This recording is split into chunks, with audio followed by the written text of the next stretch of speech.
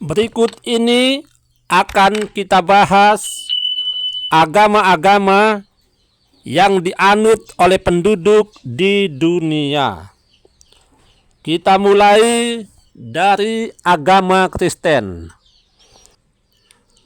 Agama Kristen dibagi menjadi dua bagian, yaitu Kristen Katolik dan Kristen Protestan. Walaupun agama Kristen dibagi menjadi dua bagian, tetapi itu adalah satu, ya, sebagai pengikut Kristus.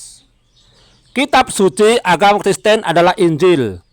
Jumlah penduduk lebih dari 1 miliar. Pembawa Nabi Isa Al-Masih atau Yesus Kristus. Permulaan 2000 tahun yang lalu. Basis umat Eropa, Amerika, Australia, dan lain-lain.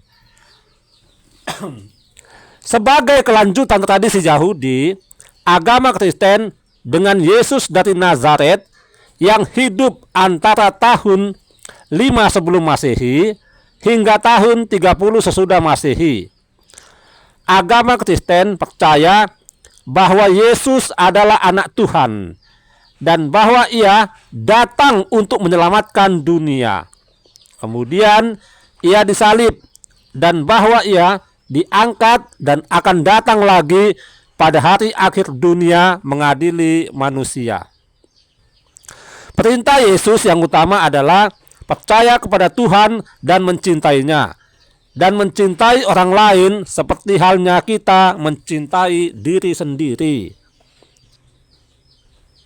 Dasar agama Kristen adalah Kitab Perjanjian Baru yang berisi tentang kehidupan dan ajaran-ajaran Yesus Kristus dan hal-hal yang telah dilakukan oleh para penganut awalnya, terutama Paulus. Agama Kristen yang terbesar adalah Gereja Katolik Roma yang berpusat di bawah pimpinan Paus, kepala agama di Roma. Gereja-gereja Protestan adalah hasil reformasi pada tahun 1517. Kata Protestan berasal dari kata protestatio yang pertama kali digunakan oleh pemerintah Luther di Tahta Suci Roma yang menentang tekanan lembaga Speyer. Nama Protestan akhirnya ditunjukkan untuk semua yang menentang kekuasaan Paus. Kelompok Kristen terbesar lainnya adalah Kristen Ortodoks yang semula tumbuh karena perpecahan politik dalam kerajaan Roma menjadi timur dan barat. Konstantinopel atau Istanbul adalah pemimpin pertama Kristen Ortodoks dan kebanyakan gereja Ortodoks menganggapnya sebagai pimpinan gereja Kristen Ortodoks. Ya, berikut ini adalah nama Paus pemimpin umat Katolik sedunia, ya. Paus mulai tahun 42 Masehi sampai dengan saat ini. Kita mulai. Adapun Paus yang pertama menjabat adalah Santo Peter, kemudian Santo Linus, Anakeltus, Santo Clement I, Santo Evaristus, Santo Alexander I, Santo Sixtus I, Santo Telesporus, Santo Hyginus, Santo Pius I, Santo Anicetus, Santo Seterus, Santo Eleutherius, Santo Victor I, Santo Jephirinus, Santo Kalistus, Santo Kalistus I, Santo Urban I, Santo Pontian, Santo Anterus, Santo Fabian, Santo Cornelius, Santo Lucius I, Santo Stephen I, Santo Sixtus II, Santo Dionysius, Santo Felix I, Santo Eutician, Santo Caius, Santo Marcellinus, Santo Marcellius I, Santo Eusebius, Santo Melchiades, Santo Silvester I, Santo Markus, Santo Julius I, Liberius, Santo Damaskus I, Santo Sri Icius, Santo Anastasius I, Santo Innocent I, Santo Zosimus. Kemudian Santo Boniface I, Santo Celestin I, Santo Sixtus III, Santo Leo I, Santo Hilary, Santo Simplicius, Santo Felix II, Santo Gelasius I, Anastasius II, Santo Simastus, Santo Hormisdas, Santo John I, Santo Felix IV, Boniface II, John II, Santo Agapetus, Santo Silverius, Vigilius, Pelagius I, John III, Benedict I, Pelagius II, Santo Gregory I, Sabinianus, Boniface III, Santo Boniface IV, Santo Deus Dedit, Boniface V, Honorius I, John IV, Stephaninus, Theodore I, Santo Martin I, Santo Vitalin, Aidodatus II, Donus, Santo Agato, Santo Leo II, Santo Benedict II, John V, Konon, Santo Sergius I, John VI, Konstantin, Sisinius, Santo Gregory II, Santo Gregory III, Santo Jack Hari, Stephen II, Santo Paul I, Stephen III, Ardian I, Santo Leo III, Stephen IV, Santo Pascal I, Eugene II, Gregory IV, Valentin, Sergius II, Santo Leo IV, Benedict III, Santo Nicholas I, Adrian II, John VIII, Theodore II, Marinus I, Santo Adrian III, Stephen IV, Formosus, Boniface VI, Stephen VI, Romanus, John IX, Benedict IV, Leo V, Sergius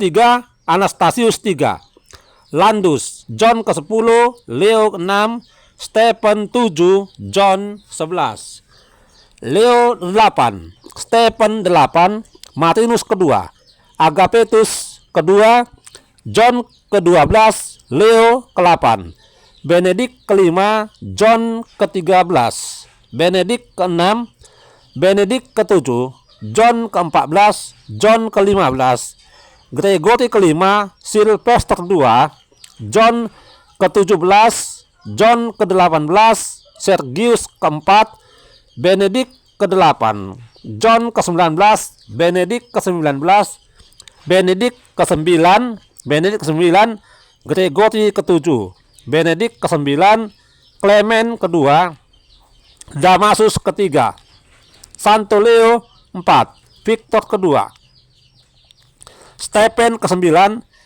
Nicholas kedua, Alexander kedua, Santo Gregory ke-7, Victor ketiga, Urban kedua, Pascal kedua, Gelasius kedua, Kalistus kedua, Honorius kedua, Innocent kedua, Celestin kedua, Lucius kedua, Eugene ketiga, Anastasius keempat, Adrian keempat, Alexander ketiga, Lucius ketiga, Urban ketiga, Celestin ketiga, Clement ketiga, Gregory ke-8, Innocent ketiga, Honorius ketiga, Gregory ke-9, Innocent keempat, Celestin keempat, Alexander keempat, Urban keempat, Clement keempat, Gregory ke-10, Adrian kelima, Innocent kelima, John ke-21, Nicholas ketiga, Martin keempat, Honorius keempat,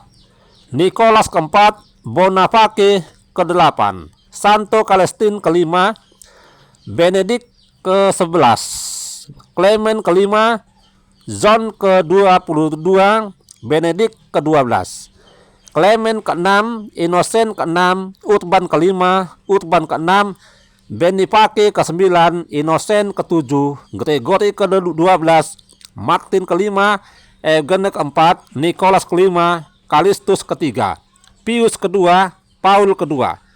Sixtus keempat, Innocent ke-8, Alexander ke-6, Julius kedua, Pius ketiga, Leo ke-10, Adrian ke-6, Clement ke-7, Paul ketiga, Julius ketiga, Marcellus kedua, Paul keempat, Pius keempat, Santo Pius kelima, Gregory ke-13, Sixtus kelima, Gregory ke-14, Urban ke-7, Innocent ke-9, Clement ke-8, Leo ke-11, Paul ke-5, Gregory ke-15, Urban ke-8, Innocent ke-10, Alexander ke-7, Clement ke-9, Clement ke-10, Innocent ke-11, Alexander ke-8, Innocent ke-12, Clement ke-11, Innocent ke-13, Benedict ke-13, Benedict ke-13, Clement ke-12, Clement ke-13, Clement ke-14, Pius ke-6, Leo ke-12, Pius ke-8, Gregory ke-16, Pius ke-9, Leo ke-13, Santo Pius ke-10, Benedict ke-15, Pius ke-11, Pius ke-12, John ke-22, Paul ke-6, John Paul ke-1, Paus Johannes Paulus kedua, Paus Benediktus ke-16, Paus Fransiskus.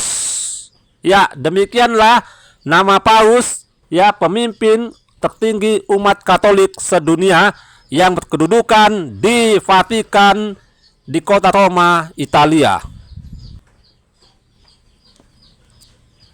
Selanjutnya kita masuk ke agama Islam. Agama Islam atau Muslim. Kitab suci Al-Quran, jumlah umat lebih dari 700 juta. Pembawa Nabi Muhammad SAW.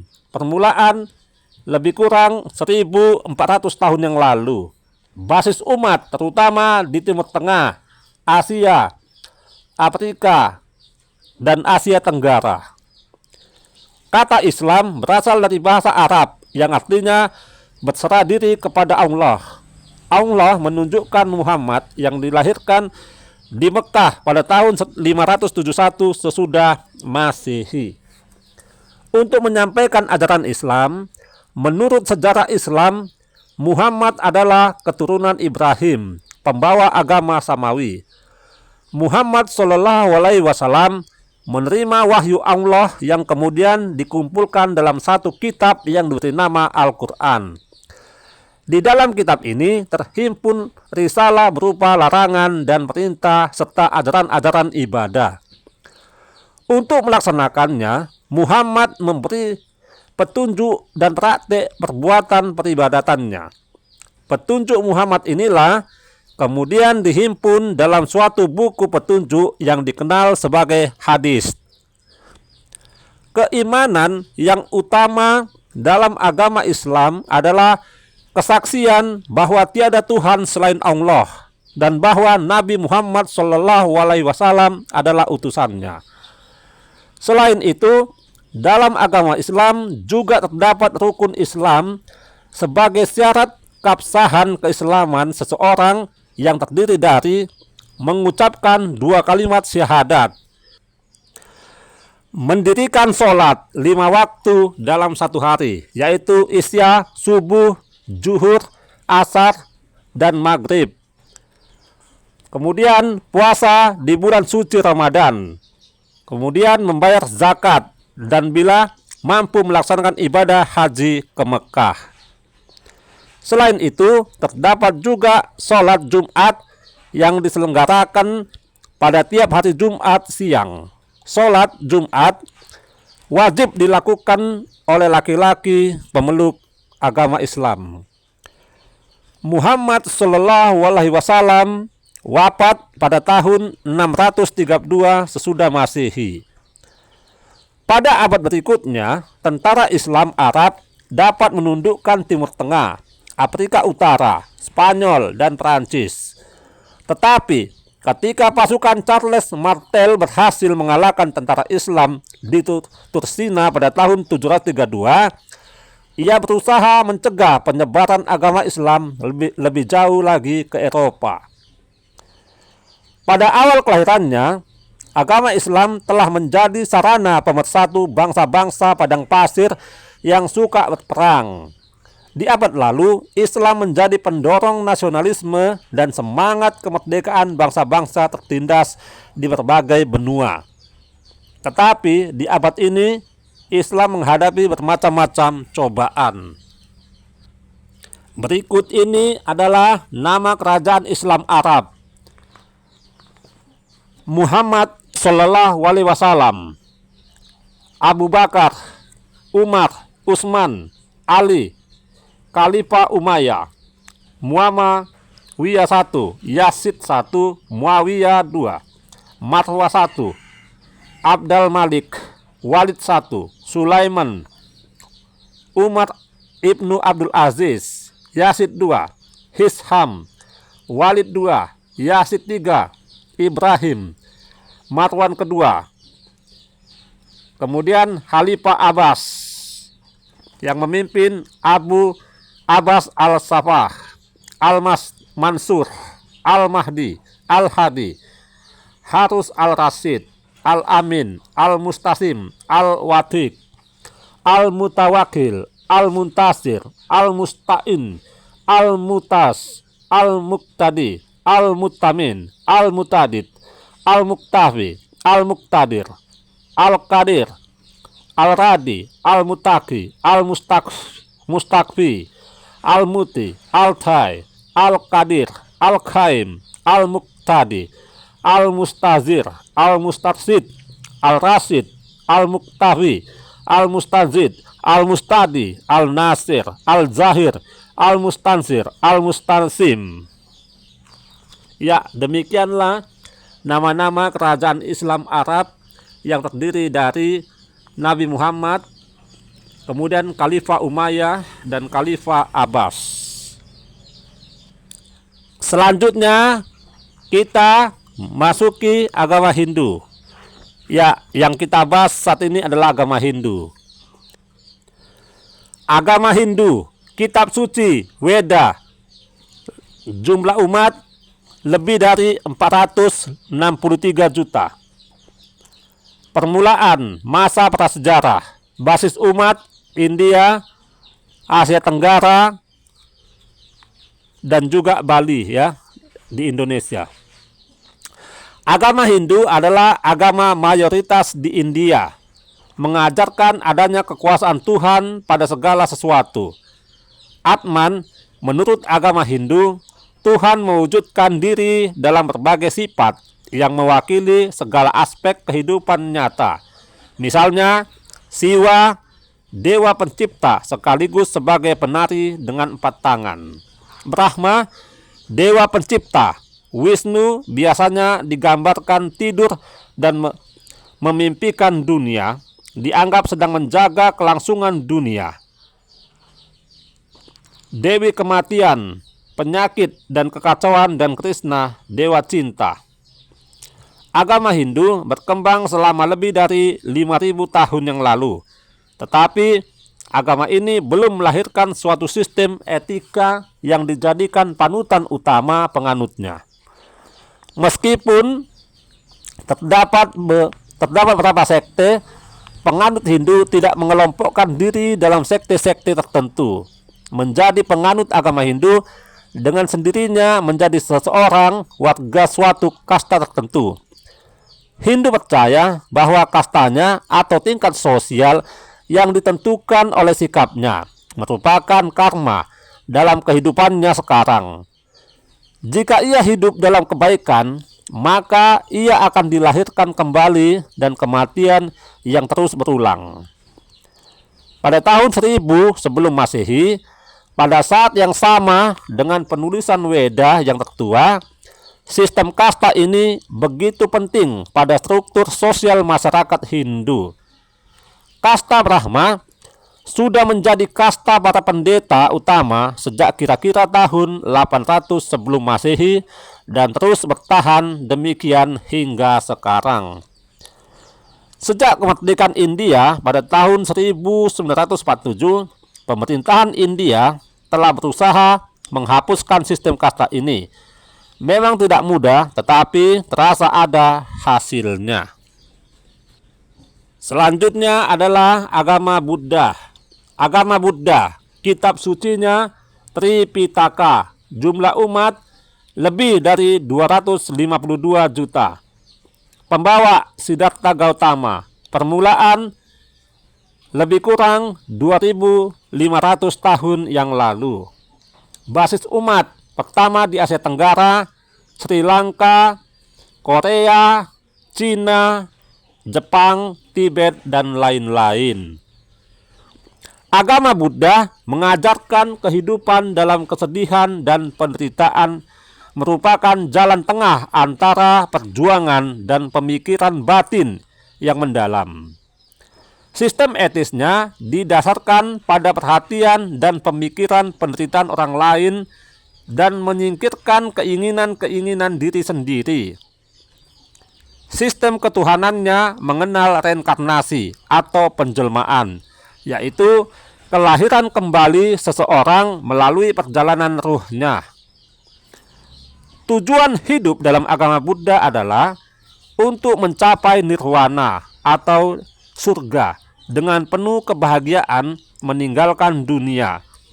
Karena dengan demikian reinkarnasi atau penjelmaan dapat dilakukan.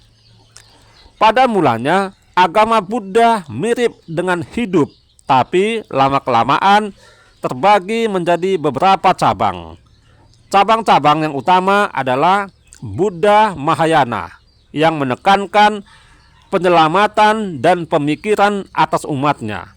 Kemudian Buddha Hinayana yang menekankan tradisi kesucian agama para pemeluk awal agama Buddha.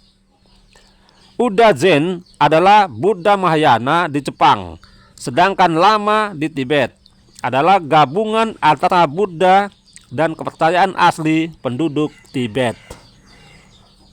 Sudah sejak lama, agama Buddha tidak menjadi agama dengan pengaruh yang utama di India. Meskipun India adalah daerah asli agama ini.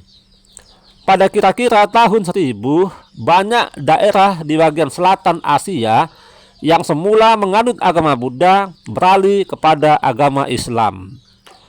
Konsep ajaran Buddha telah mempengaruhi beberapa pemikir barat. Yang tampak menonjol adalah Arthur Schopenhauer, ya, tahun 1788 sampai tahun 1860.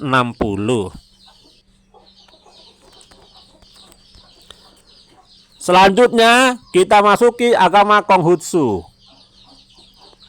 Kitab suci Suci dan Ngokeng, jumlah umat lebih kurang 164 juta.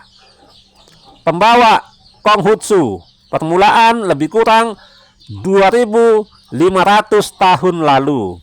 Basis umat terutama di Cina. Konghucu sesungguhnya adalah suatu lembaga etika dan dapat dianggap agama karena perlunya pengorbanan-pengorbanan kepada dewa dan nenek moyang. Meskipun demikian, Konghucu tidak membatasi daripada suatu bentuk ketuhanan yang formal. Penganut Konghucu umumnya hidup dalam 5 hukum moral utama, yaitu kebaikan, kejujuran, kewajaran, sikap, kebijaksanaan, dan kelurusan. Konghucu mengajarkan bahwa etika yang utama adalah mengasihi orang lain. Dan salah satu konsep ajaran utamanya adalah perlakukanlah orang yang lebih rendah atau lemah dengan baik, ya. Dasar-dasar ajaran Konghucu berasal dari Analekta Konghucu dan tulisan-tulisan Mencius, orang bijaksana pada abad yang keempat sebelum Masehi. Konghucu adalah filsuf terkemuka di Cina. Dengan berakhirnya kerajaan Cina pada tahun 1911, kemudian pengaruh Konghucu mulai berkurang. Bahkan dengan kampanye pemerintahan komunis di Cina berusaha menghapuskan Konghucu pada tahun 1970-an. Selanjutnya kita masuki agama Taoisme. Taoisme, kitab suci Tao Te Ching. Jumlah umat lebih kurang 21 juta. Permulaan 2600 tahun yang lalu. Basis umat Cina. Dalam bahasa Cina, kata Tao artinya jalan. Oleh karena itu, dasar agama Tao mulanya adalah bahwa manusia hendaknya menjalani hidupnya sesuai dengan kehendak jalan alam.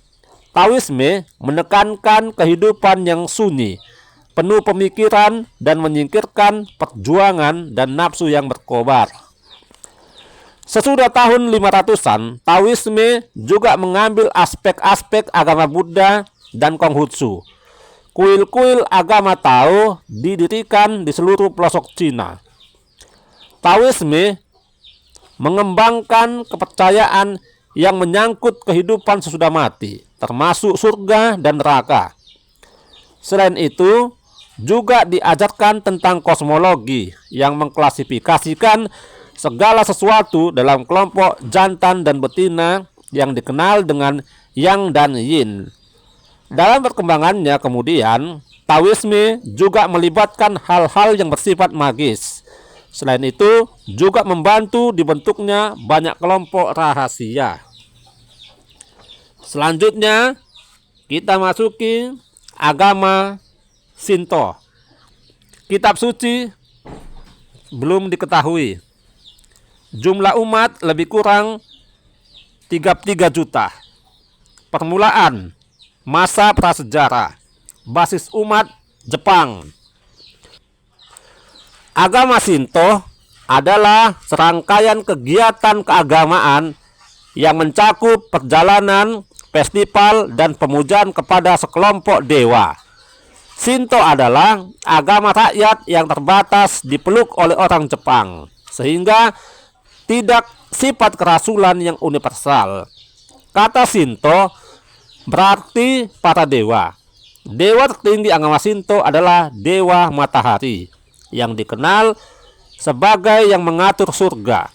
Para dewa disembah dengan memberikan persembahan berupa nasi dan sejenis tuak yang dibuat dari nasi disebut sake.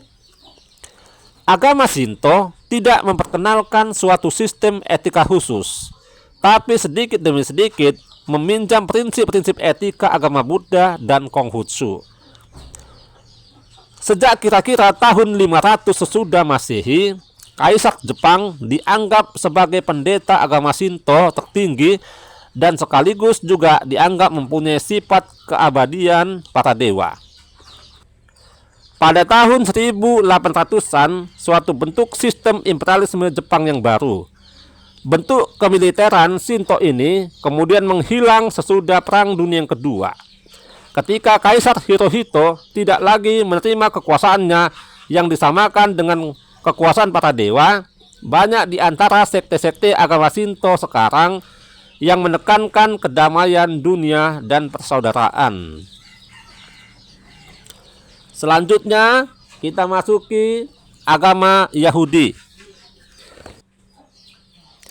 Kitab suci Taurat dan Talmud. Jumlah umat lebih dari 17 juta. Pembawa Ibrahim. Permulaan 1800 tahun yang lalu. Basis umat Israel dan Timur Tengah. Agama Yahudi hanya mengenal satu Tuhan yang disebut Elohim atau Yehova. Sembahyang Yahudi disebut Shema. Dimulai dengan dengarlah hai orang Israel, Tuhan kita adalah satu. Didirikan oleh Nabi Ibrahim. Agama Yahudi selanjutnya dikembangkan oleh banyak pimpinan dan nabi-nabi, termasuk Nabi Musa.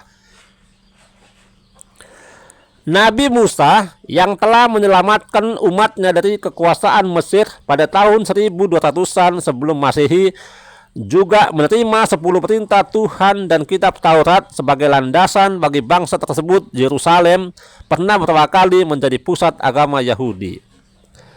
Namun, sebagai sebuah kota kuno, Yerusalem pernah berulang kali dihancurkan dan dibangun kembali. Pada tahun 135 sesudah Masehi, misalnya orang Romawi berhasil memadamkan revolusi dan sekaligus mengusir orang Yahudi dari Yerusalem. Selama berabad-abad orang Yahudi senantiasa dihukum oleh orang Kristen dengan tuduhan bahwa orang Yahudilah yang bertanggung jawab atas kematian Yesus Kristus. Gerakan kaum Zionis untuk mendapatkan tanah air bagi Yahudi berhasil dibentuk di Palestina pada tahun 1948. Selanjutnya agama Sikh, kitab suci Granth Sahib, jumlah umat lebih 8 juta. Permulaan 500 tahun lalu. Basis umat negara bagian Punjab, India. Kebanyakan penganut agama Sikh tinggal di negara bagian Punjab, di sebelah barat laut India. Agama Sikh ini adalah gabungan antara agama Islam dan Hindu. Sikh ini didirikan oleh Guru Nanak, 1469 sampai 1539. Dia mengajarkan bahwa yang ada satu Tuhan. Ia tidak menyetujui pandangan agama Hindu tentang adanya banyak dewa dan pemujaan terhadap dewa-dewa itu. Ia berusaha menghapuskan sistem kasta yang terdapat pada agama Hindu dan mempersatukan penganutnya dalam hanya satu kelas. Ayat-ayat suci Sikh mulai dikumpulkan oleh Guru Arjan tahun 1563 sampai 1606. Ia juga yang membangun kota suci kaum Sikh, Amritsar.